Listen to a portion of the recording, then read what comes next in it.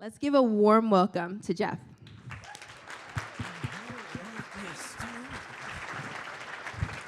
Thank you so much. What's up, everyone? Can you hear me? All right. Okay, so I'm a play guy, so it'd be blasphemous for me to talk about play with us not playing first. So this is what we're going to do. Everyone has to grab a piece of paper and a pen. So grab a piece of paper and a pen and find a partner. Find a partner. Ideally, someone you don't know. But if you're sitting next to someone you know, then find a partner. Introduce yourself to that partner. Introduce yourself. Make sure everybody's got a partner. We all have to have a partner here. Turn this mic off. All right. All right, high five your partner, just so you know who your partner is. Hey, how you doing? Nice to meet you. Good, nice to talk to you. All right, here's what we're gonna do. Take a look at your partner. Get a good look at your partner. All right. You have 1 minute, 60 seconds to draw them, starting right now. Let's go. You gotta draw them. You gotta draw them. I know. Oh my God, what are we talking? Draw? Draw? What is this? Let me make sure this clicker's working. Okay, good, we're good. No pressure, but you will be showing this to them in 45 seconds. I'm just letting you know. Make sure to capture their aura, their essence, the color scheme. You're like, it's one pen. I don't have more than one color. We're down to 20 seconds. 20 seconds? Down to 15. Capture their hairstyle, the clothing. Down to 10. I'm already hearing apologies. I love it. Don't take offense. Down to 7, 6, 5, 4, 3, 2, 1. All right, on the count of 3, show it. 1, 2, 3. Oh my God. Oh, what is that? Is that a person? Whoa. I don't look like that. Unbelievable. Some people are applauding. I love it. There's applause going on at Victoria's table. I love it. Okay. All right. Okay, if you need to apologize, go ahead and apologize if you need to apologize. All right. Now, this is what I want you to do. I want you to flip that piece of paper over. Flip it over. Flip it over. Okay, I'm going to give you another chance. All right, look at your partner. If you have to apologize again, I get it. I'm sorry. I'm going to give you 30 seconds to draw them with your eyes closed, starting right now. Eyes closed. Eyes closed. Always love doing this the second time because everyone gets quiet. Look how focused Matt is. I love it. Oh. Make sure your eyes, some people are just putting their head down while they're drawing. Make sure to capture the aura, the essence. You might have forgotten where the pen is. You're like, am I drawing eyebrows right now? I don't even know what I'm drawing. We're down to 15 seconds. Down to 10. How did it go so fast? Make sure you're still on the piece of paper. We're down to 5, 4, 3, 2, 1. All right, reveal. Reveal. Oh, man. Why are some of these better? How are some of these better, people? What is going on? There's applause happening back there. Look at these guys back there. What is happening? Okay. Go ahead and sign your name in the corner. Sign your name in the corner and hand it to them. If you get nothing else from this talk, you get a poorly drawn photo that will go on your fridge or in the garbage. I'm guessing it's one more than the other, but you never know. Yeah, who knows? Who knows how these things go? All right, and then go ahead and high five your partner. High five your partner. Well done. Oh, man. Okay. All right, so why did I do that? Why did I do that? First of all, if you're like, who's that random dude with the Lego bow tie? I don't understand what's happening. So I do this for two reasons. One is to just get you out of your head, right? Like, you just arrived, you're like, what am I doing? When am I gonna get donuts? Like, I'm focused, right?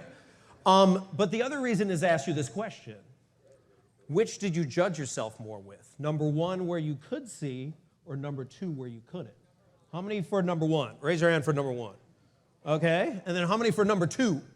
Okay, just a couple for number two. Okay, so people that said number one, I'm confused. I do this all the time. You had more time, and you could see. So why'd you judge yourself more? Just throw it out. Why?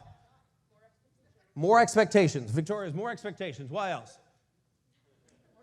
More guidance. Yeah, you literally are like, this is going badly, and I can see it. And soon I will have to show it to someone else. Why else? Why else?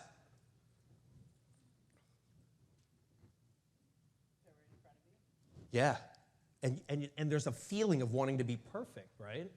Even though I didn't say you had to be a perfect drawer, I saw people right in the middle. So literally someone at this table was just like, I'm apologizing in advance. Just letting you know I'm not a drawer. And like we all are feeling that, right? And that's kind of like, where does that come from? Where's that like that inner critic, that inner mean voice that's like, this is going really badly and they're gonna judge you for it. Like, where does that come from? And that's kind of what we're gonna be exploring today.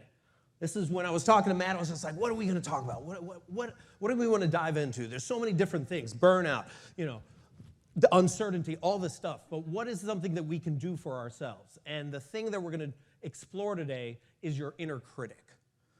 And how do we play with your inner critic? And how do when we actually befriend it, right, when we connect with it, how that actually opens up so many more opportunities for you. It actually reduces burnout.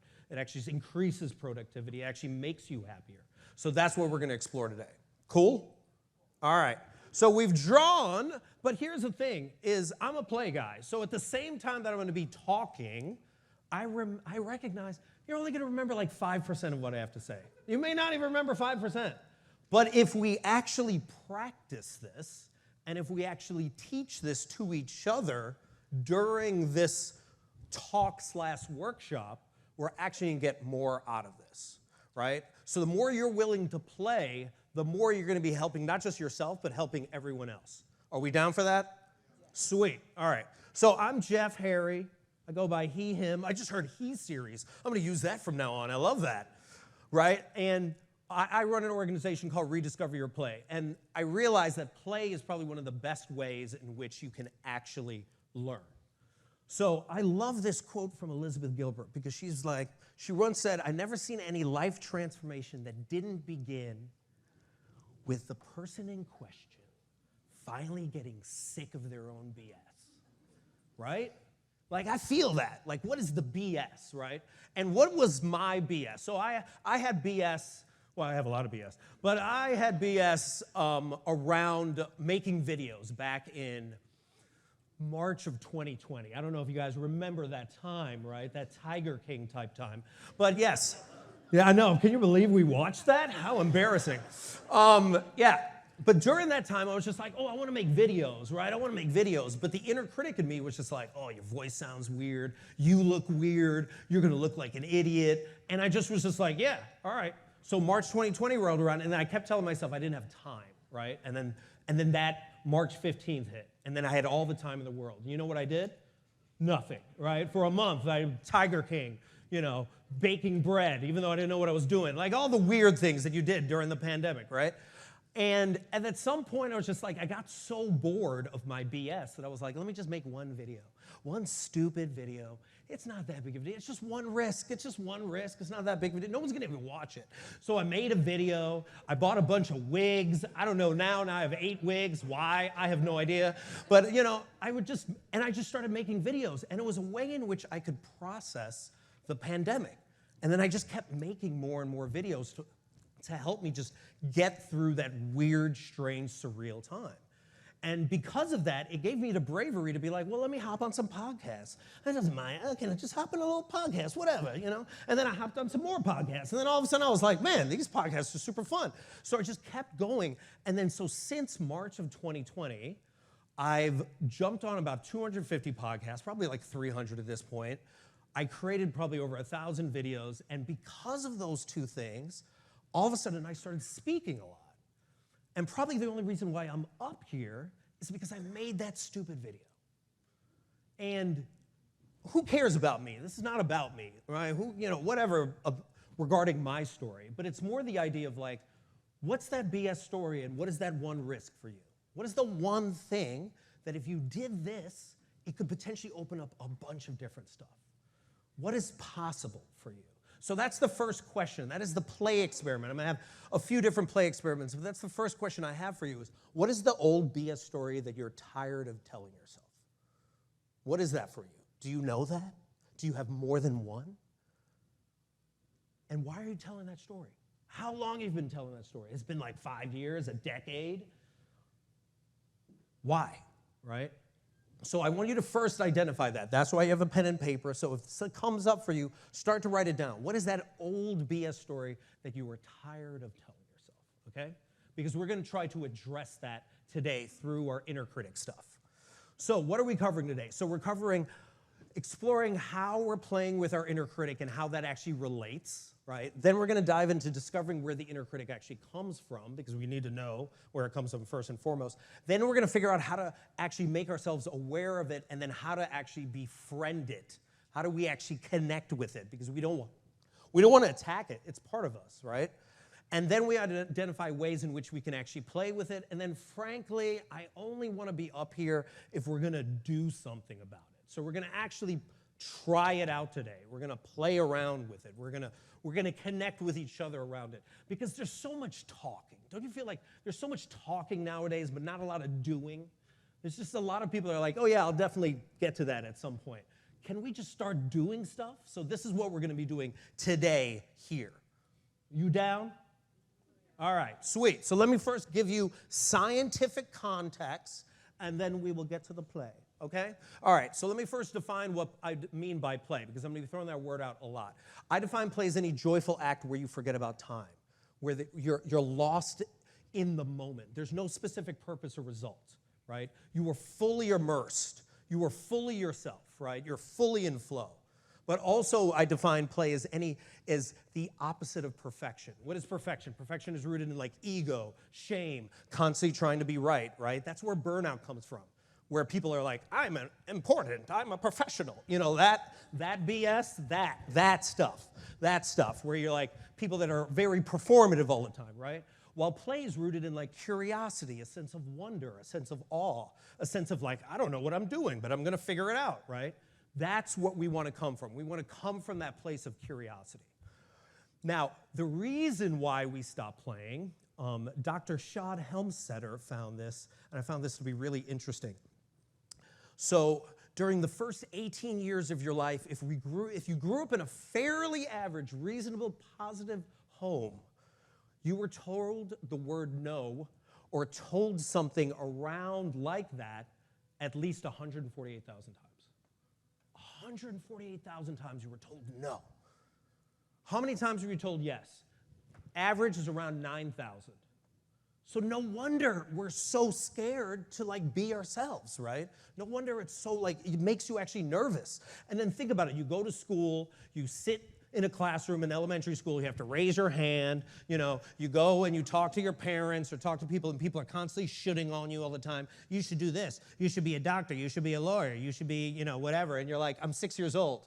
Why are you telling me what I should be doing at 6? Like, and then finally you get to your teenage years, right? And then you're just bombarded with all this social media that's telling you to be anybody but yourself, right? It's told you you gotta go buy stuff. Everything is out there. You're missing stuff rather than being like, who is my nerdy self? So on top of all of that, you're getting all these no's, all these things that are telling you not to be you. And then on top of that, you have a negativity bias. Your brain is designed to actually look for the negative, to actually emphasize the negative over the positive. I could be looking around this entire room, and people could be like, oh yeah, really vibing. And there'll be that one person in the back that's like, I don't even like that guy, I hate him. You know, and I'll go straight to them because that's how our brains are designed. They're designed to look for danger. But being that we don't have to deal with tigers and bears and all this, our brains are running amok, right? So don't be angry that your brain is set up this way. That's just how it's designed. So our job is to catch our inner critic and be like, oh, okay, right now I don't need to be scared. I don't need to be scared all the time. And if I can actually quiet that inner critic, that's when I can actually start doing really cool stuff. So this is a very simplistic, it's usually not broken down into left, right brain. It's much more complicated than that. But, you know, for this context, we've been so much focused on the rational side, which is very linear and analytical and convergent, right? And we haven't been celebrating the intuitive side. That's very relational. That's very divergent. And actually, of any person that understood this, Albert Einstein understood this the most, where he found that the intuitive mind is a sacred gift and the rational mind is a faithful servant.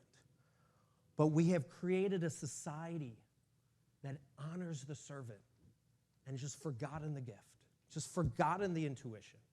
And you know from the way in which you work with students, you're mostly trusting your gut on a lot of things. You're mostly trusting who you are. And you're like, okay, this moment, based off all my experience, this is what I'm going to do.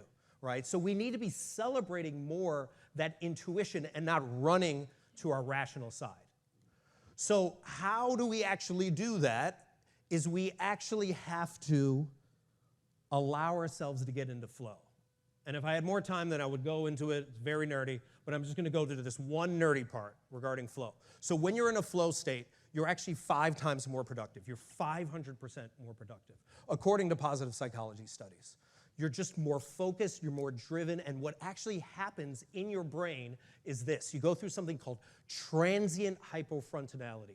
Transient is the temporary part, hypo is underactivity, frontality is talking about the prefrontal cortex, and what happens when you go through that flow state, is your brain, a part of your brain actually shuts down, and you become highly creative. You get this shot of dopamine, and you start to make connections that you never thought about making before. You start pulling things from your childhood, pulling things from college, pulling things from now, and you get into this flow state where all of us, and you felt this maybe when you have a runner's high, you felt this when you're in a really amazing brainstorming session. We've all felt this at some point, right? But the way in which to be able to do this is you have to quiet your inner critic. And that's what we're about to dive into, okay? So this is going to be the interactive portion of this, all right? So this is how we're going to have to first get into our inner critic. So this is my friend Marcia Chandor, and she found during her studies that we all have a Spotify playlist of our top hits of mean things that we say to ourselves. We all have like a top 5 of just like, oh, you're the worst, right? And we just play it over and over again in our head, just over and over again, until like we think it's us. We actually think it's us instead of our 13-year-old self that's saying this, right? So what we're going to do is we're going to explore, what does your inner critic actually say to you? What is it actually saying to you on a regular basis? So here's what my inner critic is typically saying to me. It's always saying, hey, Jeff, you're an idiot. You know, you're just not that smart. You're not qualified to be here, Jeff. I don't know what you're doing. And give me a snap if you ever felt this way, if you've noticed these, right? Then there's always the classic, you're definitely going to fail. Like, this is going to go badly, right? There's also, I'm such an imposter. Like, what am I doing? What am I doing up here? And also, you have no idea what you're doing, right? So, like, those are the typical ones for me. That's my top 5. So what I want you to do now is I want you on a piece of paper to write down, what does your inner critic say to you? What are the top hits? And it's constantly saying to you on a regular basis. Get them down. It doesn't have to be 5. It could be 10. It could be more. I don't want to limit you.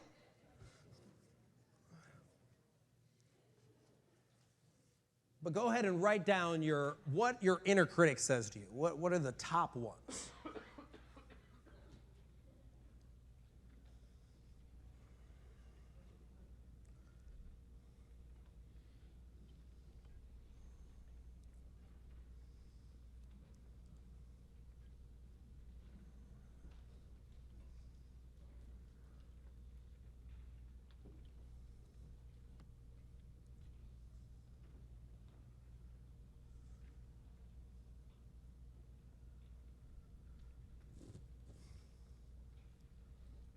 All right, I'll give you about 10 more seconds.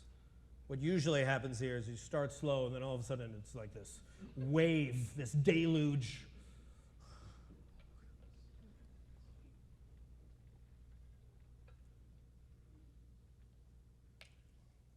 Okay, all right. If you have to keep going, just add a few little more on there. So what we're using is we're using a technique that actually is done by a lot of Olympians. And I'm going to be using many different techniques like this that they actually do before races or sometimes even during the race. So this is one of the first ones of just making yourself aware. Like a lot of times you're like, I don't even know. I didn't even know this is what it was saying. So go ahead and first take a look at that list. Look at that list. Get a look at that and be like, would I be friends with this person? Like, man, this stuff is mean. This stuff is rough. Okay, so this is the first step in this. Now what I want you to do is I want you to look at that list, and then I want you to imagine, what does that inner critic sound like? Like, who is that? What is that voice? Is it that 13-year-old bully? Is it that authority figure from elementary school? Is it some cartoonish character? What does that inner critic sound like? Is it a combination of a lot of adults that you've experienced in your life? So jot that down, and then once you figure that out, then I want to ask you, what does your inner critic actually look like? When you look at that list, so you would know what they sound like, you know what they're saying, but what do they actually look like? Mine is Gargamel from the Smurfs. I don't know if any of you have ever recognized Gargamel, but he used to suck the joy out of all the Smurfs' favorite things they like to do. So this is the person I imagine when I think of what does my inner critic look like. So what does your inner critic look like? Go ahead and jot that down.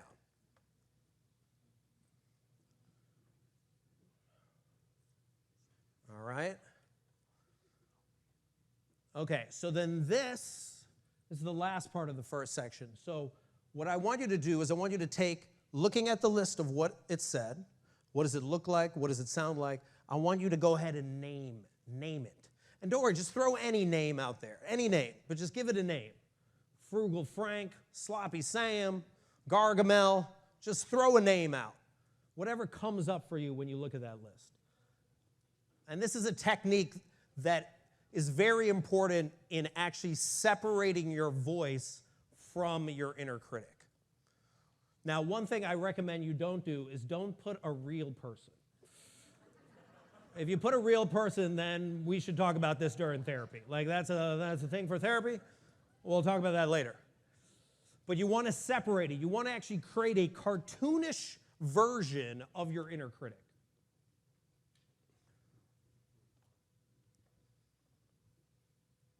All right. Okay, give me a thumbs up when you have named your inner critic. Give it, all right, okay, let's go, all right. Okay, all right.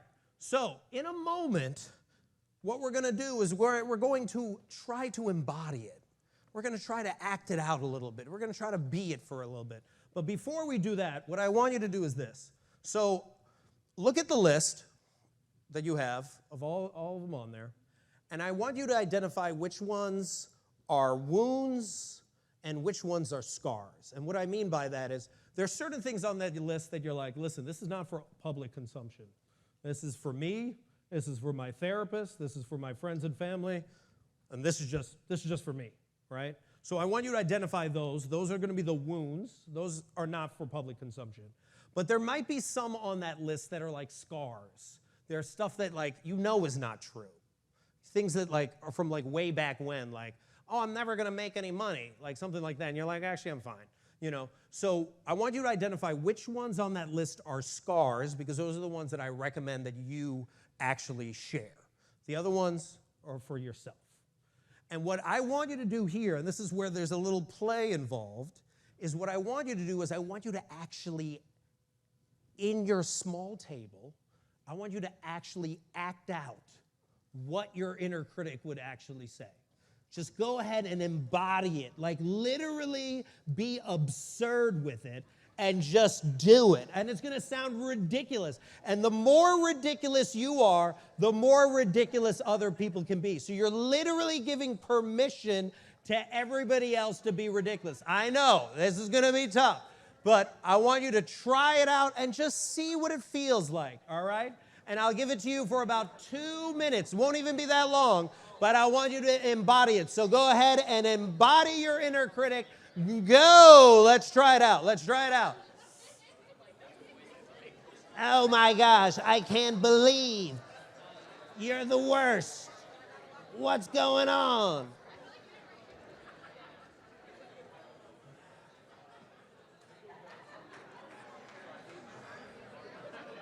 Oh my God, I love him. He's already running around. I love it. He's whispering in people's ears. I love it. No, mine's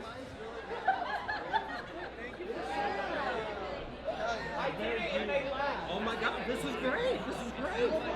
My voice got really deep. I love it. Come on. Come on.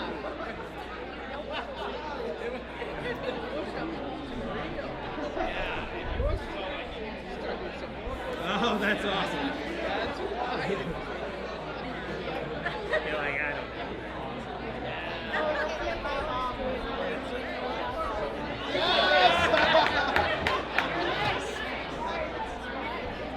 All right, Alex. Let's hear your inner critic.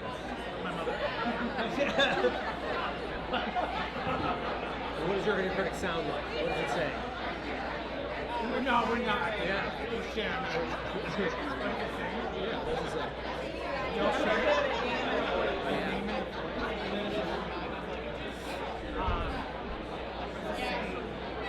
What do you want the subject? That might like you. No, I get it. I get it.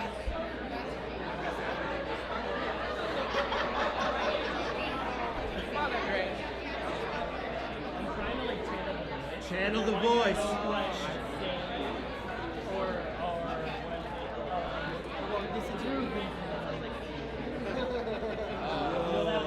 yeah, I know that voice. I know that voice.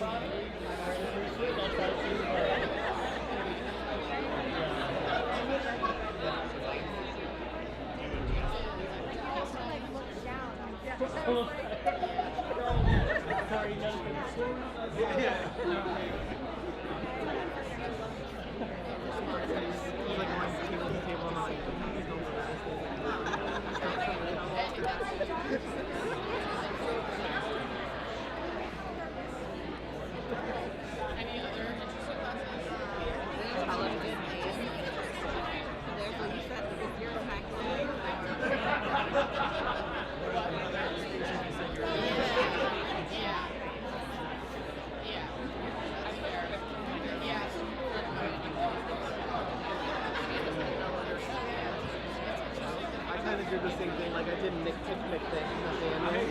Like I think in that 2.0 version is my ancient Nathan, but Nathaniel is like the first version.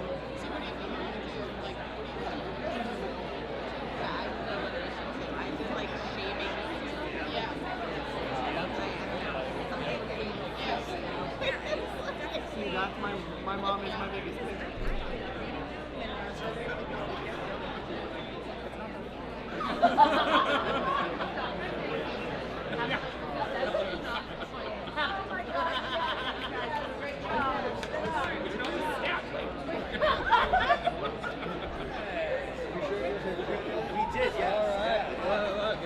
Give me one. Oh, Matt had a good one. Look at your Matt.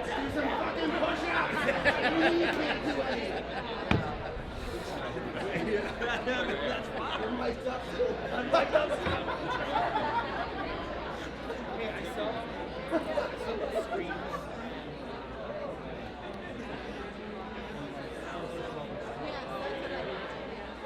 All right, everyone. All right. All right.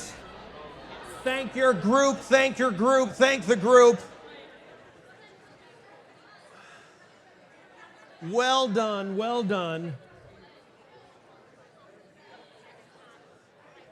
Some of you be like, wait, what am I talking about? I just came here for a conference. We're going to get all vulnerable? What is this? This is a lot. This is a lot too early. Okay. All right, first off, how was that? How many people found that very difficult? Right? It's super difficult, right? How many of you found that what someone said related to something that you felt? Right? Wait, look, just keep your hands up for that. So just look around the room, right? There are so many common themes, yet a lot of times we feel very isolated from one another. A lot of us feel like, I don't know if I should be here. I don't know if I'm qualified to be here. I don't know if I'm enough. I don't know if I'm skilled enough for this job. I don't know what I'm doing, right? But a lot of times we're not willing to share that stuff. But that actually, when you're willing to share with other people, all of a sudden it's not that scary anymore. So that's just one technique that you actually can apply. Now, typically when you do it, you know, well, these are the common themes that I've always heard, right? I'm not enough. I don't deserve to be here. I'm a failure. I'm alone. I don't feel loved, right? Those are the common themes. Whenever I've done this talk all over the country, these are the themes that always come up. A lot of them are similar to just being like, I just feel empty, right? Now, was there something that someone shared that you were like, oh man, I didn't even think about that, but that was really powerful, that you heard? Raise your hand if you felt that. Is anyone willing to share what they heard?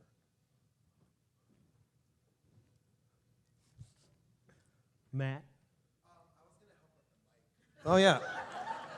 Perfect. So you can start off. Here, let me turn this on. There you go. Oh, yeah. Oh, yeah. Yeah, I'm going to ask you first. The powerful thing that I heard was about, like, yelling, about using your voice and yelling, sort of that anger, that yelling. Oh. That was really powerful. All right. Who else? Here we go. I heard quite a bit about comparison, and I realized that all of my things that I wrote down, the icky things, were all comparing myself to other people. And that was very revealing.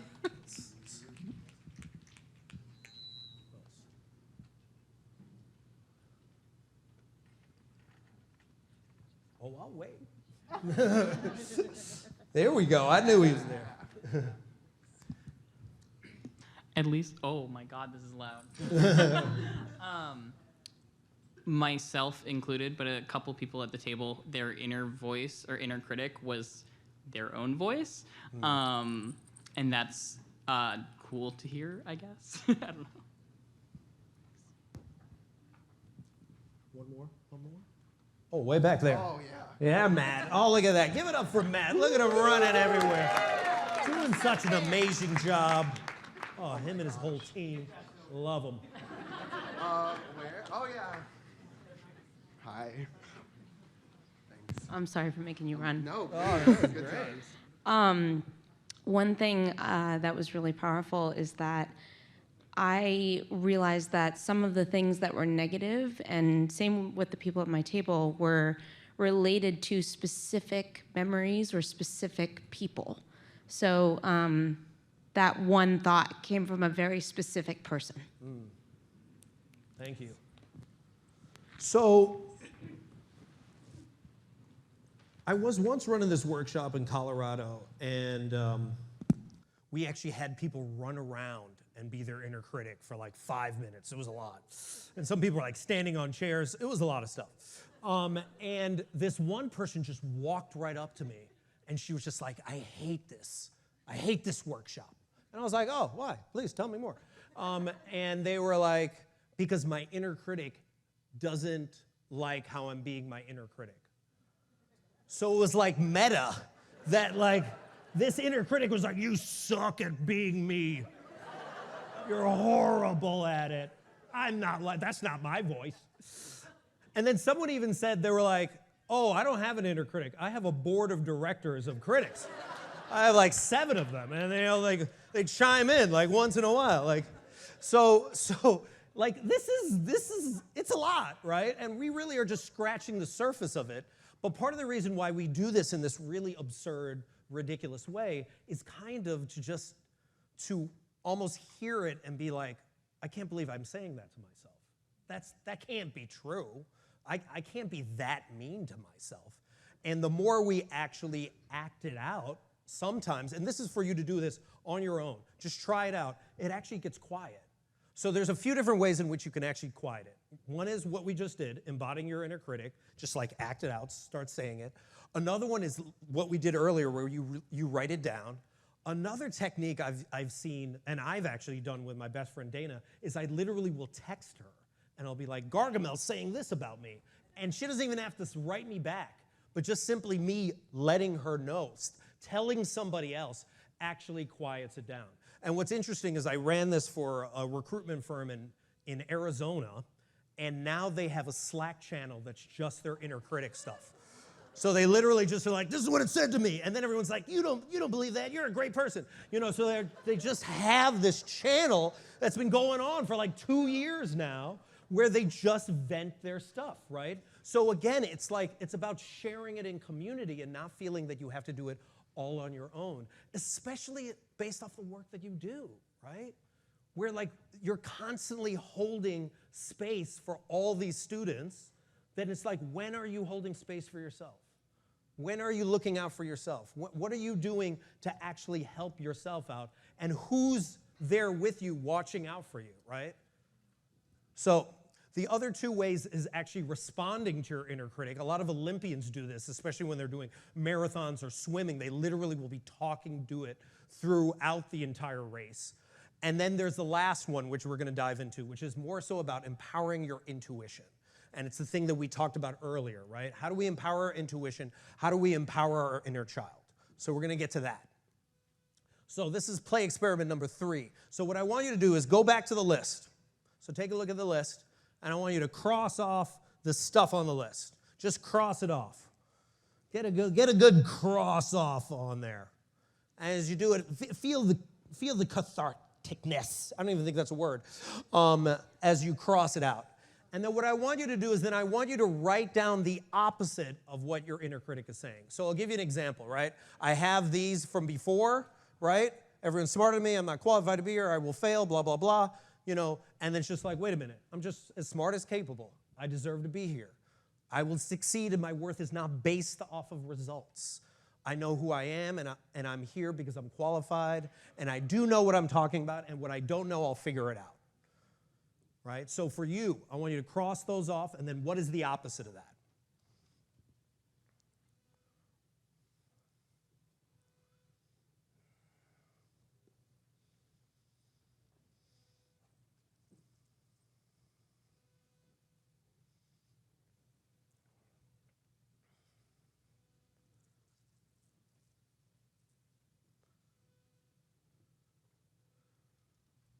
And then when you're done, just give me a good thumbs up. Still got some time.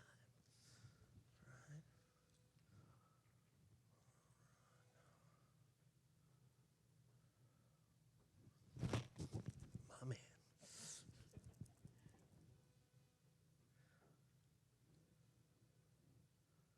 Okay, all right. So this is what we're going to do. We're going to do the same process, but we'll go even faster. I want you to look at that list now and be like, okay, what does that inner cheerleader, what does that inner child look like? What does that inner child sound like? So jot those down. Identify what voice is coming from there, right? Just how we identified the voice earlier. What does it sound like? What does it look like? And then lastly, after you've figured those 2 things out, then I want you to name that inner cheerleader, name that inner child. Name that intuition. What is that? Give it a name.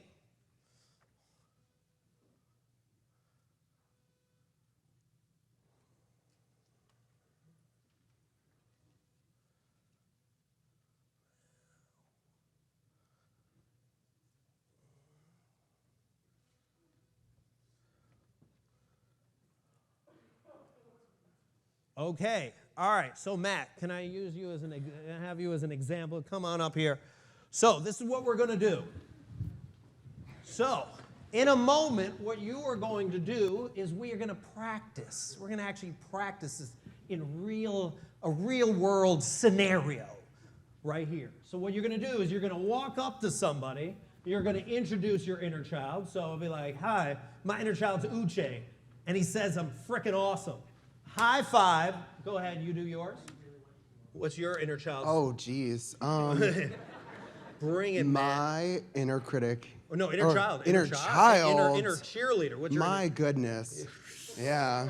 I'm just trying to stall to think of a name. My inner child is Ryan, Okay. and I care a lot. I love Yeah. it. So you're going to say something from the list, high five the person, find another person. You have to at least find 7 people to high five in the next 2 minutes. So everybody stand up, stand up, stand up, and find 7 people not at your table.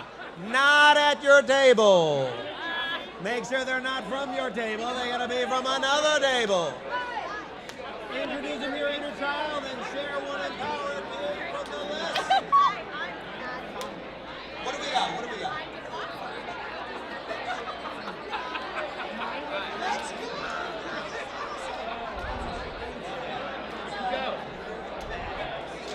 Hello, good to see you. All right, what do we got? What do we got?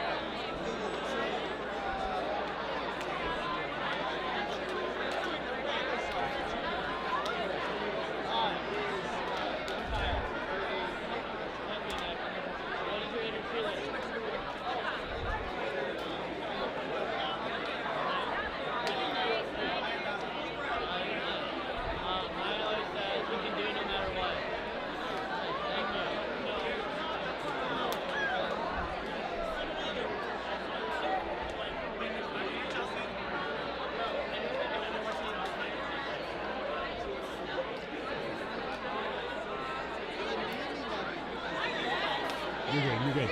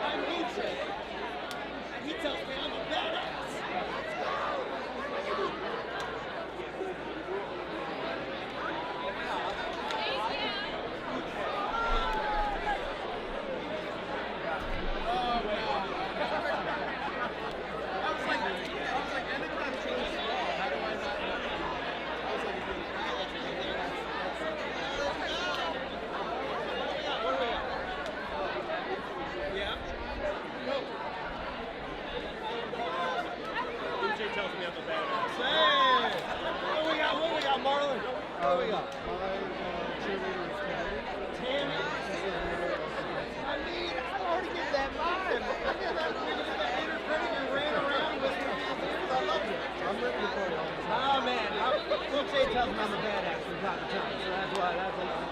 I love that.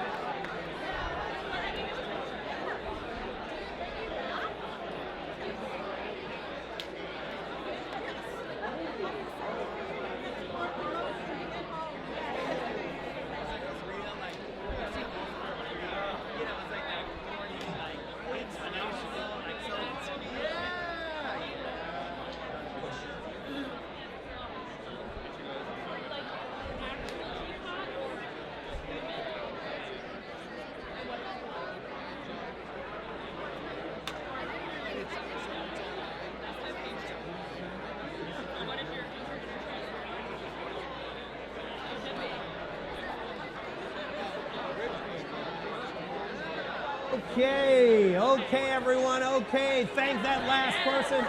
Thank that last person. Oh, wow.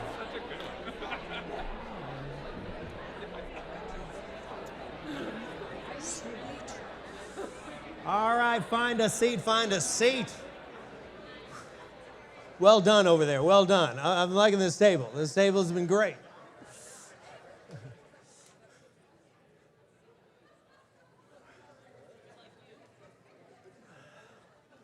Okay, first off, how was that? How many people enjoyed that? How many people high-five more people than they have in like about 3 days? Right? How did that feel in comparison to when we did the inner critic stuff? Do you feel the energy was a little bit higher? Did it feel lighter? Yeah, right? So this is just one example. This is, and again, with all of these things, just steal them, take them, try them out for yourself, right? Try them out with your staff and your students. But the reason partly why we do this is because a majority of the time we spend listening to that inner critic part. Rarely do we listen to this. Rarely do we listen to that intuition part.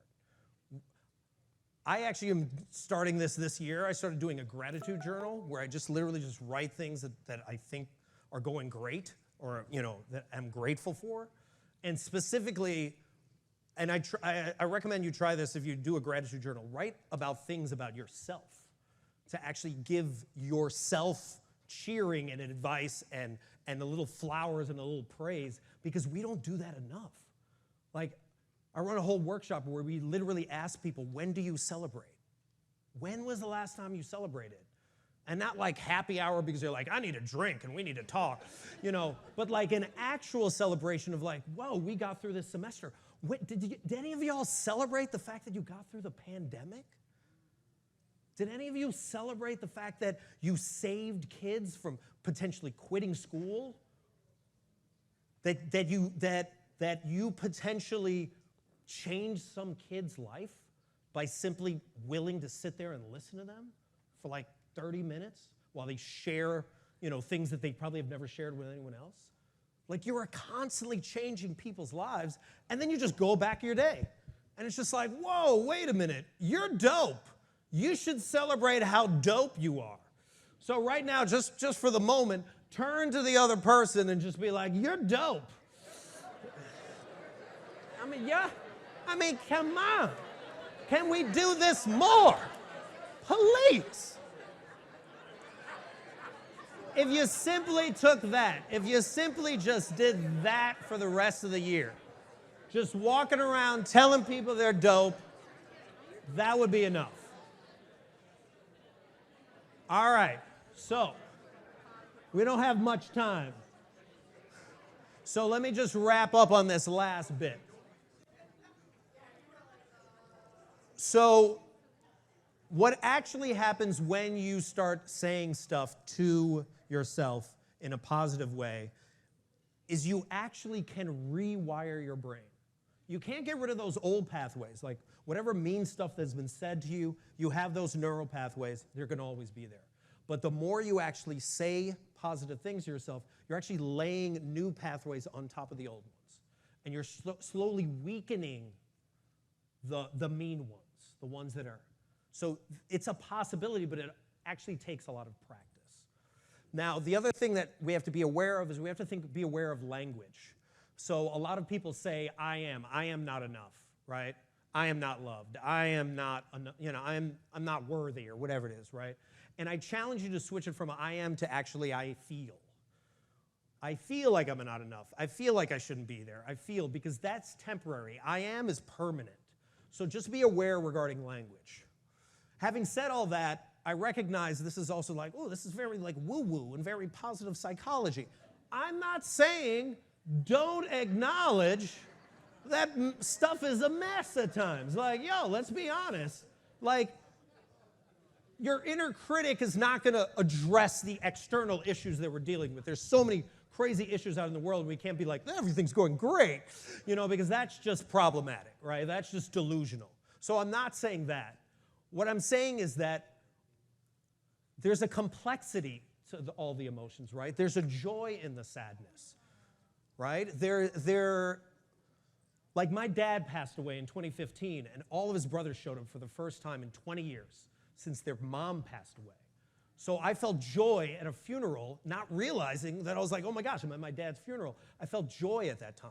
So you can feel multiple emotions at the same time. So I challenge you to feel all of those emotions. That's the human experience, to feel all of them at the same time, right? So recognize it's not always great, it's not always bad, but to recognize all of the emotions when you're dealing with both your inner critic and your inner child. And then finally, and this is the last thing I'll say regarding this, is, so I have a friend named Laura Pena who recently was speaking from 3,000 people. And she was talking about her nonprofit where she's interviewed like 130 girls all over the world. And she was freaked out. She was just like, oh, no, I can't do this. I don't think I can do this. And we talked her through it the night before. And then I saw her 2 minutes before she was going on stage, and there was this groundedness to her. There was like this strength to her. And I asked her afterwards, because she did an amazing job. And I was like, well, what was different? And she goes, oh, well, I first realized this is not about me when I was on this stage. And she was like, and I also pictured all 130 girls I ever interviewed and mentored. And I envisioned them on stage with me. And that's when I was just like, oh, I'm not alone. And I started to do research to find out who else did this. And Maya Angelou used to do this. Whenever she walked into the room, Oprah was interviewing, and she was just like, why are you so confident? And she's like, when I walk into the room, I do not walk into the room by myself. I walk into the room with everyone I've ever read, anyone that's ever inspired me, all of my family, all my ancestors. I walk in the room with 300 people. So if I'm walking in with that many people, it would be insulting for me to not be confident. So my challenge to you, this is the last thing that I'll ask, is who is the community now? Who's your community now? Who are the people that have your back now? I want you to recognize, jot those people down, write those people down. And here's my challenge to you for the rest of the conference. When you walk into a room or you go and introduce yourself to somebody, I want you to envision all of them with you. I want you to just see, what does that feel like? Because I think a lot of times we think we're alone, but a majority of the time there are people that are constantly having our back. And we just have to give ourselves a chance to actually recognize that they have our back. So I challenge you for the rest of this time, just try it out. Don't believe me. I might be full of BS. Try it out for yourself. And I just want you to see if it changes for you. If the confidence level, if the way in which you interact with people changes. So the last thing I'll ask, or I'll tell you, is this, is I ask you again, what is that old BS story that you are tired of telling yourself? Right? And here's the question I have for you. What is the new story? What's the new story that you're ready for? Thank you so much for what you do, because I don't think a lot of people realize how important your role is to all those students, and how many people's lives you've saved, how many people's lives you've changed, and how many people's lives you're about to change this year that you don't even know. You don't even know you're about to have that. And I wish you all of the praise, all of the goodness, all of the luck as you do this year, and be the dope, badass people that you are. Thank you so much.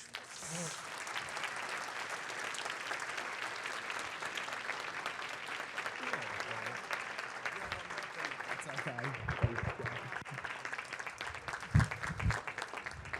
Jeff, before you run away, we have one more thing. Oh, one more thing. So normally I don't we have to open the gift in front of the people. Okay. However, my 5-year-old daughter, Savannah, loves to draw. And when I said, oh, I was going to a conference, I'm going to make some new friends, she said, oh, I want to draw one of them a picture. So she drew you a picture of a penguin. Yeah. Yes. Oh, it's both sides. Yeah, right? Oh, this is awesome. Thank you so Thank much. you We so much. really appreciate it. One more round of applause for Jeff Harry, everyone. Thanks.